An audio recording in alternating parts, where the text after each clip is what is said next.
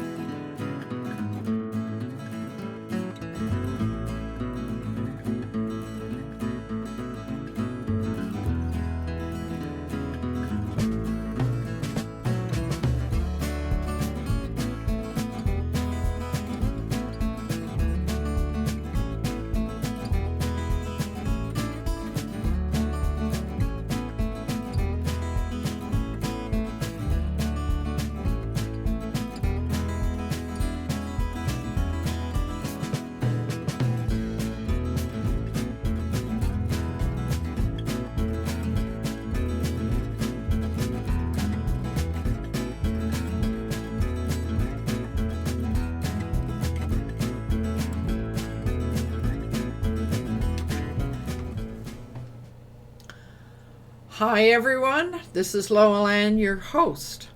And greetings panel members. Hope everything is going well in your part of the world. So as usual, we will begin by doing some self-introductions. And I will get us started by saying that in my coaching and consulting work, I love helping solopreneurs who want more from their business. Together, we put into place the mastery plan, which should help overcome the sense of overwhelm and the procrastination that it results from that. So, so what's happening in Victoria? It's really big tourist season here. Where you walk around downtown, the cruise ships are coming in here. I couldn't believe it. There was one that came in the other day that had more than 2,000 passengers. So suddenly a cruise ship comes in and more than 2,000 people flood out into our streets. So it's an interesting time of the year. So. Oh, okay. So let's see. David, how would you like to introduce yourself and then maybe also tell us a little bit about what's going on with YouTube this morning? Okay, good morning. My name is Dave Flannery. I'm with Affordable Websites for Small Business and United Country Sauk Valley Realty, Team Flannery, where we sell real estate. Things around here, the heat wave is gone. We're going to have a high of 83 degrees today, and we're going to be in the 50s during the night, which is great. Good sleeping weather. Yeah. A little short on rain, but they're calling it extreme dry. They haven't hit drought status yet, but that's supposed to come at the end of the week. So. Months ago, we were flooded and we were building arcs, and now we're too dry. Yeah. So, as far as YouTube is concerned, for some reason, on our website, and you're looking at, if you're watching the stream on our website, you will see that the chat is disabled. If you want to participate in the chat, you click on the play button, and then you go down and click on YouTube, and it will take you to YouTube where the chat will be live. And I will be monitoring that as the show goes on. So thank you very much. The strange thing was this morning when I started up the YouTube live streaming, etc., it showed that the live chat was disabled altogether, and it didn't sort of come back up until we went live. So by that time, it was too late for me to make adjustments on the website. Oh dear. So we keep trying all these things to see if we can find ways to keep everybody informed and to be able to participate. So thank you for what you're doing, David. Appreciate that. You're welcome. Yeah. So Nathan, I think you were. No, actually, Vivek, you were the next one here. So how would you like to introduce yourself? Namaste. My name is Vivekanand. I am proud to share my belief with Steve Jobs and Leonardo da Vinci, who said, simplicity is the ultimate in sophistication. I aim to bring time-tested wisdom and happiness together into your life and business by unifying, simplifying, and amplifying simple technology and tools. Web Technology Private Limited is my company. Together, let us wake up our potential. So here I'm in England, UK. It's just past 5 o'clock in the evening here. It has been quite a warm day, but not as warm as a couple of days ago. 24.6 degrees centigrade. Well, comes the.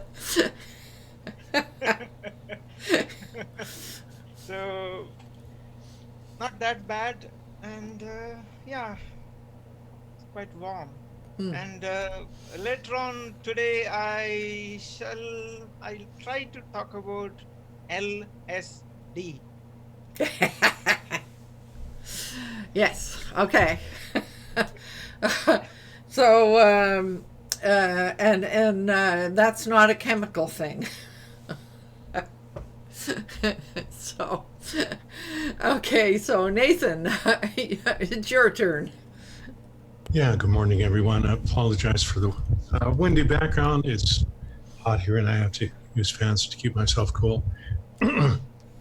Anyway, my thing is I show people how to position themselves as the authority in any niche by writing a book.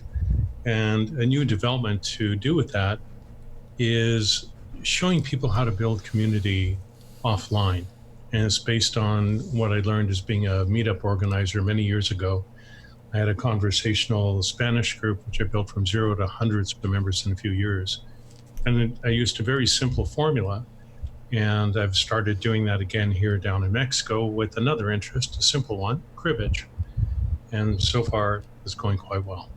Oh, cool. Yeah, it's rather surprising. I'd forgotten that I had that skill. And when I just put it out there, I was amazed by the response I got. And so I'm building it using Facebook as opposed to Meetup, because in Mexico, Meetup does not have a strong presence, but you can do it through a combination of using Facebook groups, Facebook events, and an autoresponder. And that's what I'm going to set up. Oh, right on. Yeah, it's really cool. It's really cool. Right. So you're doing something and you've created something that will fit into our conversation this morning. Oh, about, cool. Okay, well, good timing about then. maintaining work-life balance. That's a real challenge when you're traveling around like me and Fred. It's really Mm-hmm. important to have some set routines, and some of my set routines are so simple, like making sure I make my morning coffee and sitting out on the deck every morning or the patio or wherever I am, and just, certain things like that. It's just minor things, but they make a huge difference. Yeah. Okay, we're going to get onto the subject once we're finished with our introduction. So, Javita, I think you are next.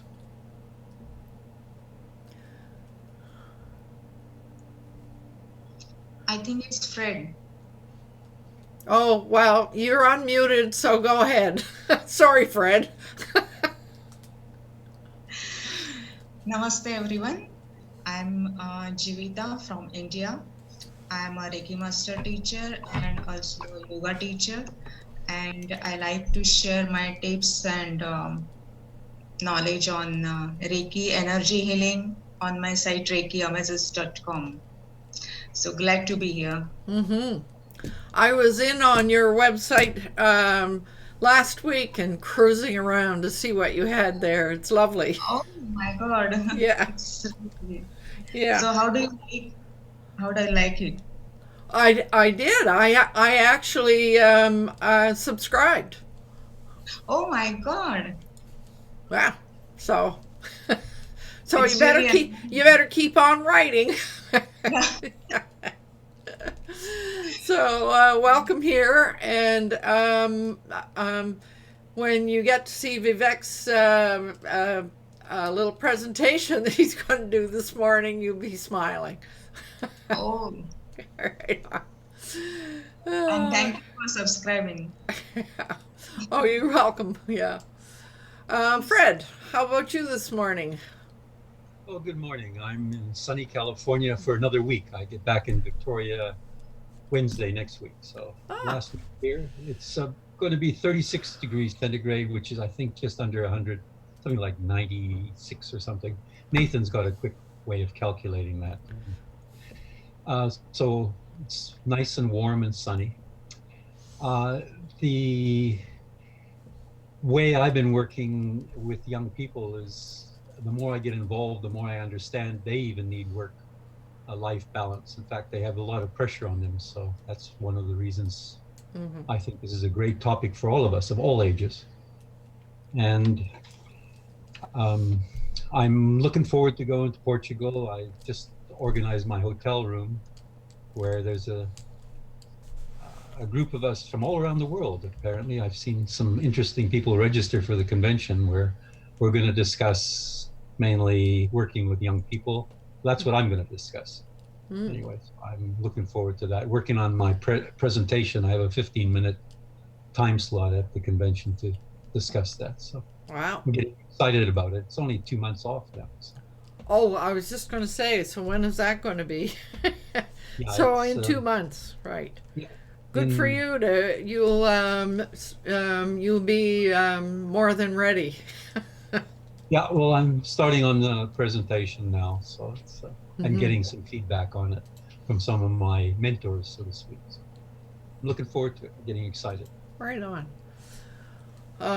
Portugal is an interesting country. Okay, so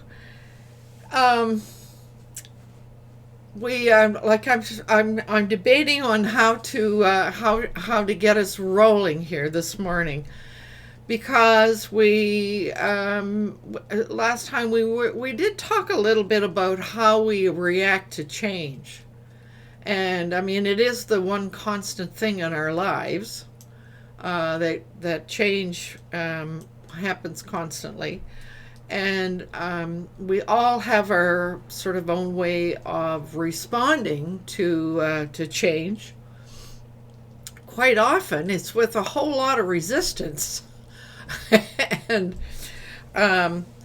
then as we're resisting the change, rather than embracing it and just kind of deciding to learn more and or go with the flow, we spend a lot of time sort of resisting and putting up barriers and being angry and all of that stuff. And all of those things throw our total work-life balance out of whack. So I began to think about, all right, so first of all, is a balanced life really possible? That was what was my first question, and I'm wondering how all of you react to that. Would you say you have work and life in balance? Anybody? David? It's a dynamic thing, isn't it? Yes. I've never had work and life balance. Sometimes it swings, the pendulum swings to the to the work side, and it's been there for a long time, and then it'll swing over to the family side and it'll be there for a while, and it just keeps swinging back and forth. I can never get it to settle right in the middle where it's perfect. So, boy, you just described what dynamic means very well. It's a tough thing. That's why when I decided when I was a very young man that I was going to do work life was going to be things that I enjoyed doing. It was not going to be something I hated, because if I was going to spend, even spending 8 hours a day, 5 days a week doing something you hate is just torture. And I go into work and spend a lot of time there. I mean, I've worked 80 hours a week for 7-8 months at a time, and that's 7 days a week. And towards the end of it, you don't know what day it is. You can't talk to people because the only thing you can talk about is work, because that's all you know. You know nothing else. You go to a party and stand around there, and people are talking about, the store got robbed down the street, and I know nothing about it, stuff like that. And then there's times that, I'm out coaching soccer, and I'm spending every minute I can do coaching soccer. And then I go through cycles like that. But and so that's how I handle it. Right now I'm in a work phase. So So, when you were talking about being so caught up in your work that you didn't know what was going on around you and you couldn't talk to people, it brought up for me what it was like to be a stay-at-home mom. So all you can think about and all you can talk about is your kids. Yeah, it's basically the same thing. It is. You're working probably more like 100 hours a week, whereas I was working 80. Yeah. Yeah.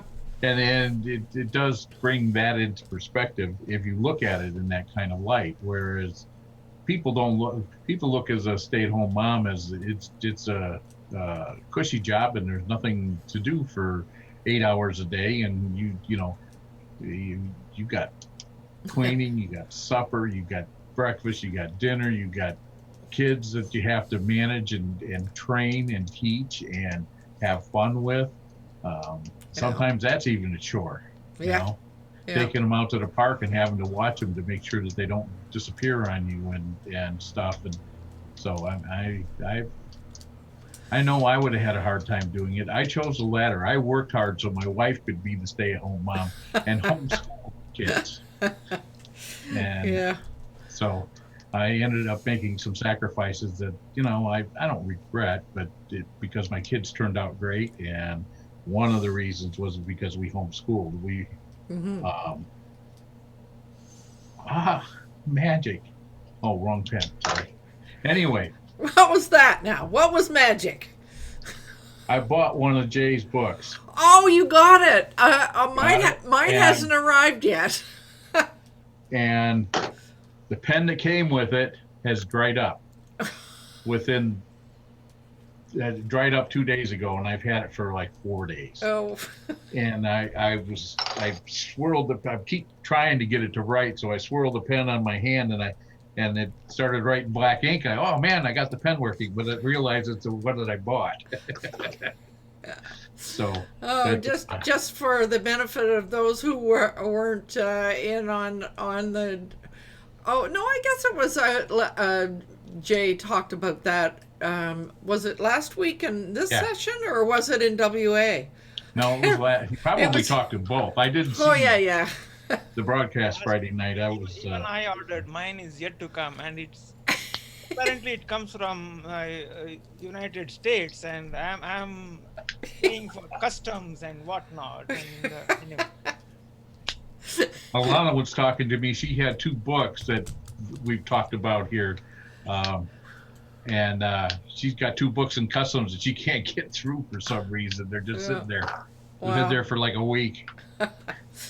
Yeah. I remember those days of dealing with customs, and I worked in Mexico and having to, you learn very quickly as being a maintenance manager that you have to have a supply of stuff on hand and you have to have good suppliers that know how to get things through customs Yeah. very easily. And along Yeah. with your guy who does that, but Well, because when something breaks down, you're yeah. talking thousands of dollars an hour that's sitting there, Mm. waiting. And you can't be sitting there waiting for a part for a week and a half. Right. Don't work that way. Coming Well, back to life, Loveland, you asked about the balance. I would say it's like riding a bicycle. You have to be constantly on the move. If you try to stay still, you lose balance. So, which means the scenery around you has to keep changing. mm. So change is part of the So whole thing. therefore, we yeah. That's kind of a neat analogy you made there. So, what about everybody else? Do you find that you have your life is in reasonably good balance? I mean, Nathan, you talked about routines, and that sort of sparked something for me. It's true that if we have some stable routines, it allows us, it frees up some brain space or something, so that we can do other things. Yeah, well, being down here in Mexico, one of the things that you encounter if you live in a tropical area, as I do, is the concept of siesta, Yeah. which has to do with rest. Now, people might think, oh, well, that's just antiquated, that's just blah, blah, blah. But it's a very real phenomenon. And if you're in a hot area, quite often they do close businesses and so on, will close between 2 to 4 p.m. And the reason why is because it gets so bloody hot, you can't do anything. And it's been a problem I've been running into here during the summer. And man, I mean, when it gets really hot like that, even though I've got my fans on me, even though I've got all this stuff going on, if I don't want to use up a lot of money on air conditioning, I got to take multiple showers and then make sure that I don't dry myself completely, and then sit in the wind of my fans to help keep me cool. But there, like many times during siesta, or the hot time of the year, where I just said, I can't handle it anymore. I got to get out of here. So I go to the cafe around the corner. I go to the hospital down the road a ways, and sit in the coffee shop where it's lovely and air conditioned. Oh, so yes. it is a routine. That's one. But another simple routine in the morning is because of the way life is down here. I prefer to work from 11 or 12 through the afternoon and then go out in the evenings. So the mornings I like to have free because that's the best time of the day. Usually nice and cold, really nice, great to go out to coffee shops, hang out, whatever. Come back, work from 11 or 12 to about 5, 6 in the afternoon, and then go out in the evenings. But the other thing that I've started doing, like I've been experimenting because I have had a hell of a time trying to create the friendships that I really want down here. And it finally hit me how to do it the other day. And it was so silly that I didn't think of it before. But I just took an interest of mine, which is cribbage, and I just did a simple thing. I made a post, wound up with a flood of people interested, had a great turnout for the first night last week. Having the second night to tonight, a whole bunch of people starting to ask me about it. I posted an event for it on Facebook. And there's some really cool tools that you can use to build community. So I'm just experimenting with that, and we'll see where it goes. But it's going to be different than what I did as a meetup organizer. Meetup was really great for Canada, but it doesn't work that well for Mexico. Yeah, and what we're referring to is Meetup is an online platform. Actually, it's an online platform designed for building offline community. Yes, that's right. It's not meant for online. I mean, I ran a meetup group for 4 years. And while it does have online tools like an autoresponder built in so you can contact your membership, it is primarily designed for offline. And it's one really nice thing about Meetup is if you travel, as I do, and as Fred does quite a bit, you can tap into Meetup for going to different meetings in your area. It was great for me when I was on the road because there were a few Spanish groups I wanted to go to. it was just easy as pie to tap into them. Mm-hmm. It was really Yeah. cool. But getting back to our work-life balance, you certainly have you've mentioned something that I think is was on my list that is really important. You said community. The word I used was connecting.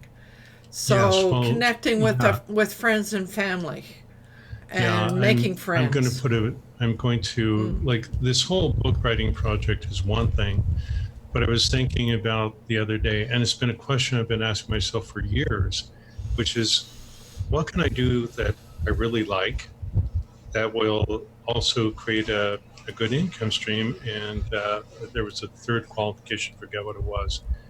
And it hit me the other day when I was just doing something, can't remember what it was. And I realized that my number one skill is connecting. Mhm. And I've had that skill since I was a kid, and connecting in terms of just meeting people in all sorts of ways. And that's a really important way for all of us to create this work-life balance, because we have a good network of associates, friends, colleagues, and we get together with them on a regular basis, then that can really help with our stability, because we all need those relationships. And relationships, especially in Mexico, is extremely important, especially if you're a foreigner. Mhm. So that's my 2 cents. Yeah. So that was We've got a comment in, yes. and it's from the Wisdom Factory. Oh, Hello, I'm that's stopping by today. that's Long Heidi. time Good morning, Heidi. Good afternoon. Good evening. I think it is in your neck of the woods. She says Nathan is right. When it's ready, when it's really hot, you can't do a lot. Right. And So, I would also like to add, that's one of my main problems is being social around, at least around here. Um, Town I spent 20 years in, it was very antisocial. You weren't part of the town or part of the group until you lived there 2 generations, 3 generations. And it was very frustrating because I lived there for 20 years and I still don't have a friend. Lived out Well, in California, had a whole bunch of friends, and I lived down or worked in Louisiana and made a lot of friends. But in Illinois, it's a tough go. well, if you want a hand, Dave, I'd be willing to help you, because I can show you a technique to, you'll excuse the expression, crack that nut.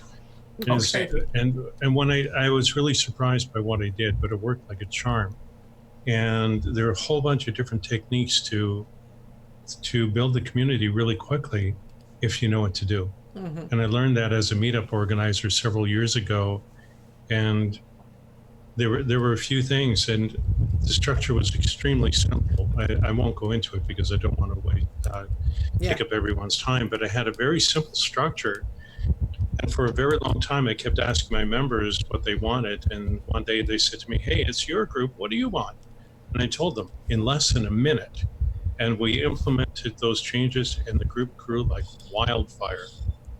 And it was just so simple, you wouldn't believe it. There's few things, you do them, you're probably going to, when you learn it, you'll probably say that's too simple, that's too easy. But I can tell you for a fact that not only does it work, but I can show you how to build it without spending a penny on advertising. Right on. Because I didn't spend a single cent in 4 years as an organizer. But I mean, something else that you referred to. I mean, when you said you started the little group of playing cribbage that you Yeah. really enjoy, that so the term that I used was engaging in your joy work. So joy Yeah, work, that works joy so work, or I mean a hobby, whether it's playing a musical instrument or whether it's making jewelry or painting or whatever it is, something that puts you into what Mihai Mixent, I can never say his name, it's about that long. He always talked about it being in flow. So when you're in flow, you're so engaged in what you're doing that it just feels wonderful. Yeah, yeah. Like, and this is something that Vivek would appreciate. it was I'm trying to think of it was a meditation word for it, but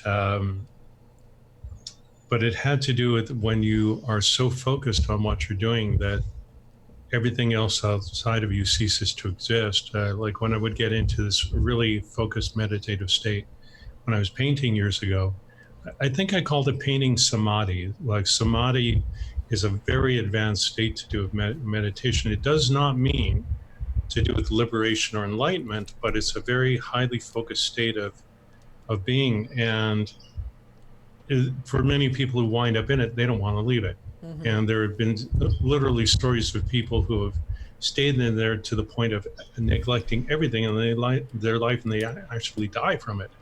But samadhi, in a very practical way, or if you learn how to tap into something like that, then it can bring tremendous satisfaction to your life, because you really don't need any outside thing. But something like a dynamic like cribbage, you're interacting with people, and it was really quite amazing. It was only 2 hours, and time just flew, and so you could call it flow, you can call it whatever you want, but when you're in a situation where things work, time seems to become non-existent. Just flies by. And it flies by, and Vivek would know intimately what I'm talking about. Same with that. I'm sorry, I can't pronounce your name. Javita. Javita, sorry. And she would also know what I'm talking about. Yeah. You guys, I would imagine you have quite a background in meditation. So do I, but it's something I don't talk about. I've been involved in it for a long time now. Well, so we're heading in a certain direction, but I just wanted to make sure that when we talk about balance, if we find something that puts us into flow, that is as enjoyable as it might be. It might mean that we're still only focusing on one thing, whether it's the joy work or the fun, the hobbies, or whether it's the work or whatever. But it is really, really important to regardless of what we're doing. We've just mentioned meditating, and that was on my list as well, is to take the time, personal time. So the personal time can be things like meditating or doing yoga, or the other thing that I mentioned some time ago was just being out in nature. I found that walking barefoot on the beach has got to be the most joyful thing that I can do, or to find yourself on a beautiful forest trail. So these are all finding the time to do things, the personal things. I can't tell what you're showing us there, Nathan. I'm just in agreement with you. This is part of my uniform. This is one of my sandals. Yeah, right. These things are made by Chaco, and they're essentially bomb-proof. You can wear these while kayaking and fall out of the kayak and not lose them because of the way they're designed. Yeah. But I rarely wear any form of shoes. I'm barefoot in sandals virtually 24/7. Yeah. Down here in Mexico, it's like pretty much the uniform. Yeah. But I guess what I'm trying to say is part of that balance is ensuring that you have that you build in personal time, whatever that might be, whether it's meditating or whether it's being out in nature or what it is. So that was one aspect that I found that I find really interesting. The other one that I find is finding a way to get away from the screens in my life. So get up from your computer and walk away. Yes. So and do not take your smartphone with you. Right. So that's put it in a drawer. That's the piece around personal time. So I actually have a day in my week that I've chosen to have no screen time. So sometimes that means being out and going out and socializing. Sometimes it means a lot of different things, but it means it brings about that balance. So David, I saw you waving. Yes. Heidi says, Nathan, please share the community building community building tools. I'm in Italy and also not very well connected. And I have to talk to a gentleman for a minute. I'll be right back. Right. Okay. Actually, since we're on this topic, what may be a much better idea is like, it's not specifically a tool, it's a technique. Mm-hmm. And if it's of interest to the group, if there are others of you here who would like to know what I did and how to create it, why don't we have that as a topic for one of our sessions? That's what I was trying to suggest. Sorry, I was a bit roundabout with it, but I was going to suggest, maybe next week we could do this thing about community building, because I mean, it's unbelievably simple what I did, and it was just and I was amazed by how well it worked. And I can talk about all sorts of stuff to do with it, and it's what I'm rebuilding here in Mexico. But I'm going to literally create a course around it, because this thing about writing a book, that's fine, but this thing about creating community and showing people how to do it, and showing you like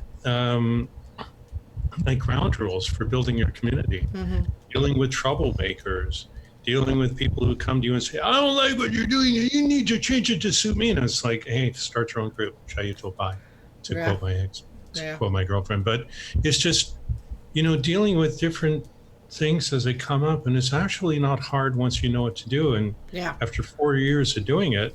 Okay, Nathan, we're going off in the wrong direction here. Sorry again. So we'll talk about that another time. Next time. Okay, cheers. So, I mean, at one stage of the game, I think it was last week, we talked about how, Vivek, I think it was you who said, well, it points up to doing what you love to do. And that's my parting motto. It's how important it is to do what you love. Well, then if you're doing in your work, if you're doing something that you love doing, then I mean, there's no issue here. And so then we started talking about, well, when you're in your work world and being connected to why it is that you're doing it, and suddenly we're into another topic that took us into a very interesting place. So Vivek shared something online which I've been really enjoying. I've forgotten the chap's name. Can you remember his name, Vivek? Devdutt Patnaik. Say again? Devdutt Patnaik. Okay. So he is an East Indian person who... He's an Indian, yeah. Yeah. Mm-hmm. He, well, I have to be careful about saying it the right way, because that term gets thrown around in North America here as meaning something else altogether. So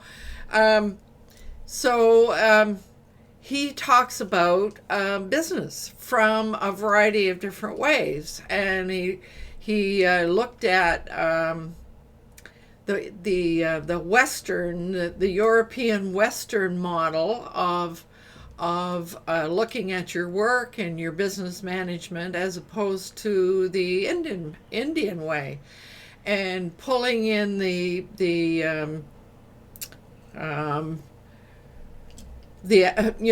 cultural things and the mythology. That's the word I was looking for. Thank you very much. The mythologies that both are based on, and I ended up sort of receiving this gentleman's text or his book, and it is absolutely fascinating to and I mean we North Americans seem to think our way is the only way, and it certainly isn't the only way. So it is really really useful to be able to kind of look at different approaches and different backgrounds. One of the things that I noticed about and this relates to work-life balance, is that if we're so totally focused on goals, which is part of the Western mythology, then we can get out of work-life balance. But if you look at the East Indian way, is to look at, rather than goals, looking at the people and the environment, and to be reflective and discussing and understanding why what you're doing is important, and how it's going to impact people. So it's a totally different kind of mindset, and which I think is really valuable for all of us to kind of consider what our beliefs and our mindset, how they impact the way we do things. Could I get the name of the book, please? I have put the link of the book on the YouTube. Yeah, it's called Business Sutra, isn't it? Yes. Yeah. I'm not seeing it. Oh, And I just refreshed the chat. interesting. Yeah, I can give it later. Yeah. Okay. Right. So we can do that. So I was there was as part of the video that we watched, this guy was talking about LSD, and I go back to Vivek and say, what does LSD stand for? So I mean, that it's the three goddesses that impact the way that we that connect to what we're all about. So Vivek, do you want to take that a little further? I thought that LSD stood for lysergic acid. Yeah, well, here's something We want else. to get literal. Here's something else. So LSD, as he talks about, is Lakshmi, Saraswati, Durga. Jivita would know what I'm talking about. LSD, as a popular, as Nathan said, popular acronym, means something else. But here I'm talking about the Indian mythology and Indian mythological goddesses. Lakshmi is goddess of tangible wealth, money, in other words. Saraswati is... David, do you think you could mute? We're getting your dog. Saraswati is goddess of intangible wealth or knowledge. Durga is goddess of power, love, creation and destruction, and emotions. So typically when businesses talk about, they talk about the first two, not the third one. Yeah. That's the problem. The Western way of doing business is you keep all the emotions away, be professional. When they say that, they mean don't bring your emotions in at all. But when you don't, but that's what humans need. Humans need emotions for everything. So that's where the major problem comes. But anyway, let me quote Jack Welch, the former chairman and CEO of General Electric, a multinational company that started from USA. He said, Anybody can manage short, anybody can manage long. Balancing those two things is what management is. Today, most businesses in the USA are accused of being short term oriented, and they don't have any actual long term plans. That is actually, in a way, by design. You have a CEO whose performance is evaluated every year, every quarter. You're doing how well the business is doing. So that is a very short term. You are, by design, you are making it short term. So let's look at the Indian mythological figures. Garuda is supposed to be the king of birds who flies high in the sky and hence naturally has a long term view. Mm-hmm. Sheshnag is a multi headed snake that has a very short term view. I shall come back to these two shortly. Now, vision statement in the Western management systems, we are made to believe that it is objective, it has nothing to do with religion or any of that, but not true. At least that's what Devdutt Patnaik says. Vision statement is nothing but promised land, in the Bible. Rules and regulations are nothing but your 10 commandments. Coming to the Indian parallels, Swarg is, or paradise as it is known, it has all the pleasures, and all these pleasures are indulged there. But Swarg is always under siege because the lord of this place, Indra, cares only about himself and his pleasures. So, Jivita would relate to what I am saying. Whenever somebody sits on meditation and doing intense meditation and so on, this Indra gets perturbed and he goes to the Rambha department and sends Rambha and her to unleash themselves onto this man and seduce him into the worldly life and stop him from meditating. So that's what Indra does. So that's why his Swarg is always under siege. Kailash is another place in Indian mythology, and here hunger does not exist at all. But there is no life either.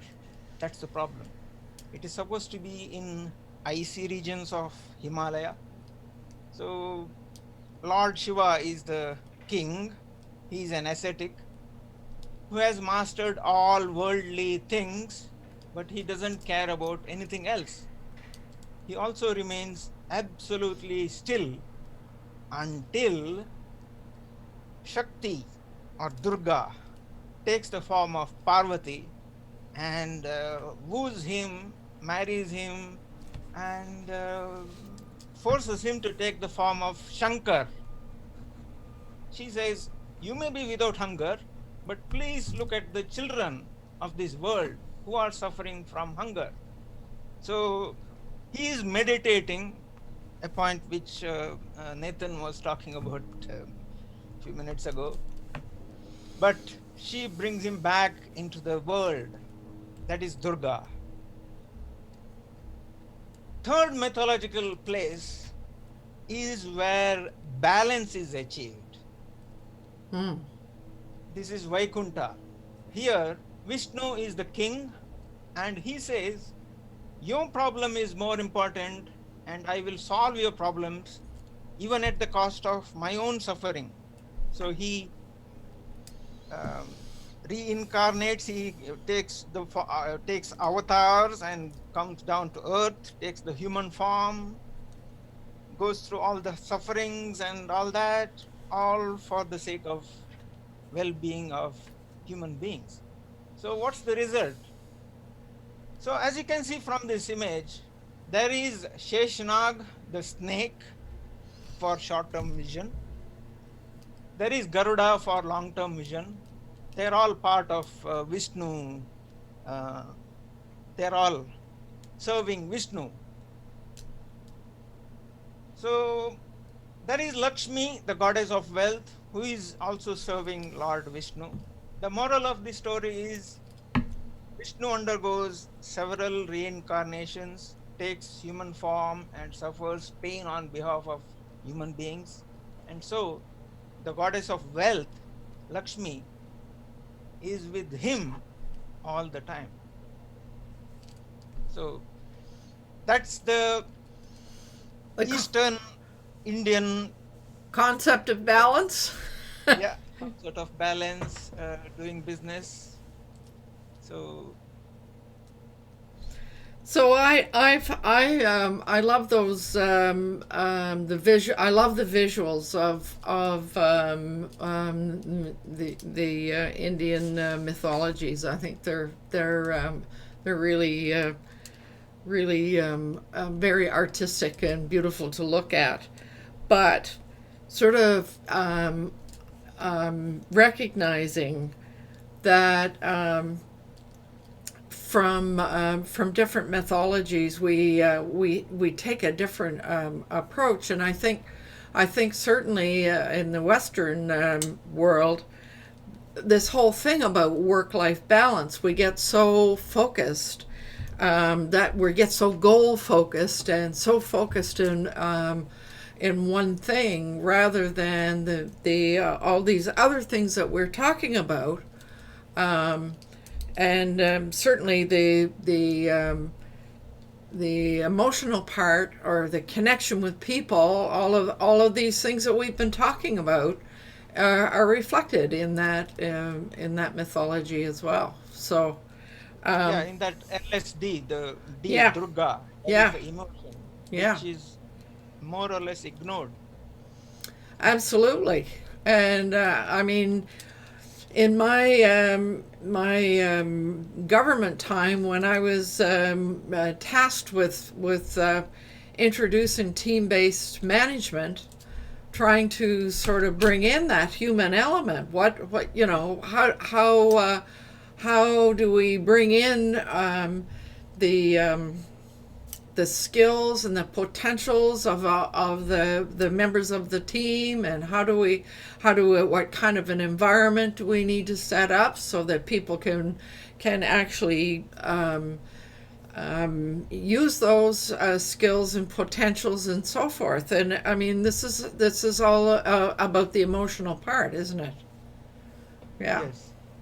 So I'm wondering, Fred, I know that you've been talking about work-life balance in terms of the young folk that you want to work with.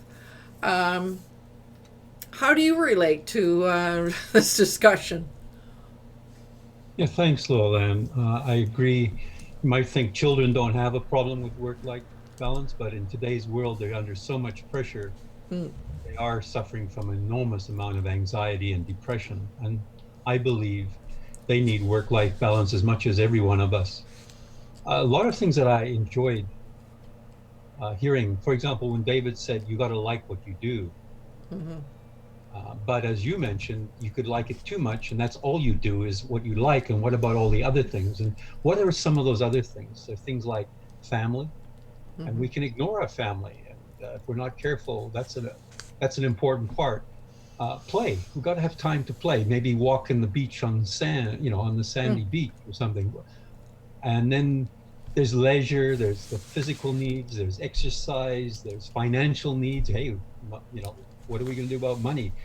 Caring for others, social consciousness, worrying about politics. Some people get involved in that. The environment, spiritual beliefs. There's so many demands on us. How do you balance all that? Mm-hmm. And one of the things that was mentioned was routines. I think you mentioned it, Roland. And I think that helps me because I, like Nathan, move around and I have routines. And I still keep those routines no matter where I am. I have certain things I do in the morning, bit of meditation, bit of exercise, and I can do that wherever I am. And that routine travels with me. Use rowing machines. That's part of my exercise, and I have worked that in. And then work. How do I manage work? So it's the routines, but they're always changing. I mean, they're always being modified a little bit because, as you said, you can't stay stable. If you do everything the way you did 20 years ago, well, it's not 20 years ago anymore. Mm-hmm. The technology's changing, the world's changing, so adapt them. But I think the routines are important. And there's one other level that we should not ignore, and that is sleep. Oh, We get so yes. involved that we forget to sleep properly. And over the past few years, when I worked I was always proud, oh, I don't have to sleep a lot. That's nonsense. I mean, Arianna Huffington wrote a book about it because she was so involved in her work that she fell asleep at her desk and broke I think it was her cheekbone or jawbone. And now she wrote a book and said, this is important. I mean, now it's one of her big themes. This is one of her big, I think she started a whole organization about improving your sleep. And it's also your nutrition. You know, these are elements that affect us to get a balanced life: sleep, food, exercise, and then all these other things that demand us, like the screen time that can demand us and overwhelm us. And we enjoy it, but it's maybe not doing it as much as we can. And I love what Vivek said about there are certain other elements, and you mentioned, and what even Nathan mentioned, community. Mm-hmm. I traveled through Africa for 5 months with my daughter about 6 years ago, and those people do not have very much in Africa, but they do have some wonderful lives. Mm-hmm. And it's community. And I came back and said, oh, community is so important. Mm-hmm. And one thing that helped me when I traveled, I left after living 22 years in Toronto. I moved to Victoria about just over 10 years ago. I knew no one in Victoria, but I did belong to Toastmasters. And it was because of Toastmasters, I now know hundreds of people in Victoria. And what Nathan's doing with cribbage, and by the way, Nathan, I just learned cribbage and love it. I think he disappeared on us. He probably had some commitment. But what he said about cribbage, it's something, and I just learned it from some friends I have. We're Boy Scouts. Mm-hmm. And we go on boat cruises, and we've known each other for 50 years. And one of them was, a couple of them played cribbage. And now I play cribbage with them and with one of my friends as well. So it's that. Mm-hmm. What do you do? Just, you have to have some community, whatever it may be, Toastmasters, cribbage, whatever. Choir. Those are the important things in life. Mm-hmm. But it's so demanding. I've got to eat, I got to sleep, I got to worry about my food, I got to, how do we handle all that? And what do we balance? So that's where I think the routines come in. Mm. And you also have to know the ability to say no. Look at it and say, is this going to affect? Unfortunately, it doesn't. And I've learned to say no in the past few years too. I get demands on my time from Toastmasters, for example. And I say, no, sorry, I don't want to take that position. I'm happy what I'm doing. And I think I'm contributing very much and very well, but that's the contribution I want to make. So as David said, the pendulum can swing. We don't want to let it swing too much in one way. We want to try and keep it balanced. So all of these elements, but I think routines and working on your routines, and it's a never-ending process. It's not a static routine that changes. My routines have evolved over the years, but the routines I think are the secret to my trying to keep a balance. Mm. So a lot of good stuff was said. But I would add something that it came up in Vivek's in that book as well. It's about the importance of reflection. Like if you can take time to sit back and reflect on what is important and how to manage all of these things that you've mentioned. And boy, when you list all those things off, it does sound really overwhelming, doesn't it? Yes. Yeah. So, and I think you're right. Reflection is very important. You have to have that time. And as long as you know what where your priorities are, what you enjoy, what you want to accomplish, what your mission in life is, or what your vision is, or if whatever you want to achieve in your life. And money isn't the main thing. I mean, Warren Buffett will tell you, and it's very well known. He says, "I live in the same house, I drive the same car, I do the same things." He has a routine, but he enjoys what he does and the people. So it's the people around him and enjoy it, and money cannot buy that. It's not.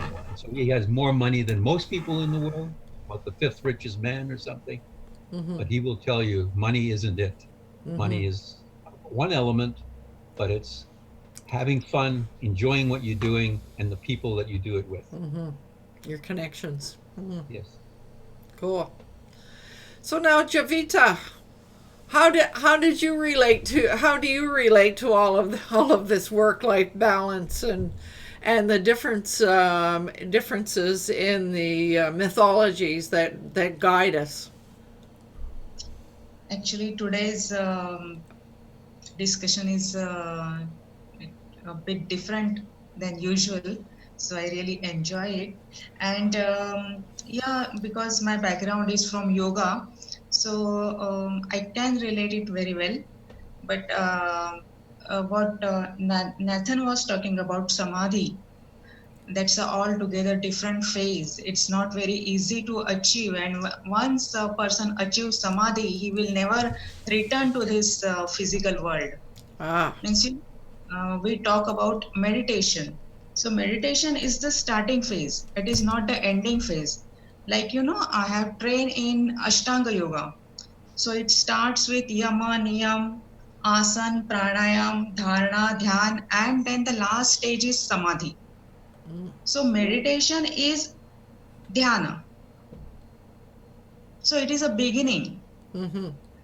And samadhi is altogether different thing that is not possible for for me. I'm a very very in this worldly phase, and samadhi is altogether different level of achievement. Very that is not my cup of tea, I can say. And today's topic is about how means you achieve balance in our life. So I think yoga can help you a lot because it starts with your breathing exercises like pranayama. So if you can learn a bit of that, you can achieve a lot in your life. I'm talking about ordinary people like me who want to achieve balance in my life, like business and my family life. Help you a lot. And what today Vivek talk about that. So pranayama can help you breathing exercise. So I will go through this link and all this discussion, but I would definitely like to mention that LSD, what I think Devadatta Patnaik, it's his idea. Okay, so Lakshmi, Saraswati, and Durga, what he talks about, I'm sorry, I have never heard about this. So I will go through this link and search about it more. But I definitely want to say that Lakshmi, Saraswati, and Durga, these are so powerful. These are so powerful entities that they don't, means if you see the image of Durga, she is sitting on the lion, literally. She is so powerful entity. So these are all different concepts. So that's okay. But how to balance? I think it's different to every individual. But the basic thing is, I will say, concentrate on your breaths. If you master that on a worldly plane, it will help you a lot. I'm not talking about all these dharana, dhyan, and samadhi. I'm a normal person, and I want to achieve a balance in my worldly life.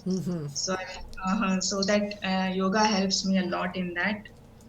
And in my personal life, I want to divide my day, like in the, in the afternoon, up to afternoon, I dedicate my time to my family life, my kitchen, and all the my routine. And after afternoon, I dedicate my time to my business. I write blog, I research and all this, that kind. I manage my time.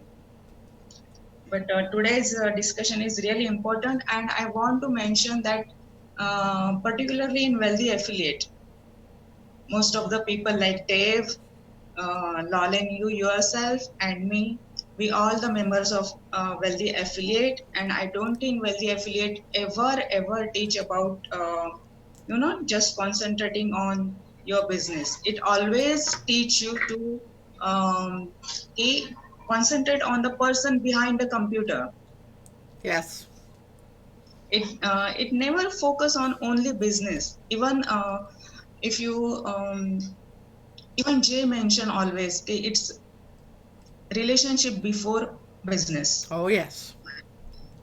So I don't think EW never ever teaches you to just concentrate on your business. It's always concentrate on human emotions first. WA never teaches you to concentrate on self. It always concentrate on how to help people. I think I talked too much today, so I'm sorry I'm taking a lot of time here. So That's sorry okay. I'm really happy that you brought in the concept of the importance of breathing, because as we think about that big long list of things that Fred listed off. I mean, if we take time to just breathe and concentrate on our breathing, then that can kind of slow things down to a point where we can do the kind of reflection that we need to do. Right. Yeah. So I like that. I can't believe that we didn't cover that breathing part before now. So, oh my goodness, look at the time. We have gone over this morning, have we ever?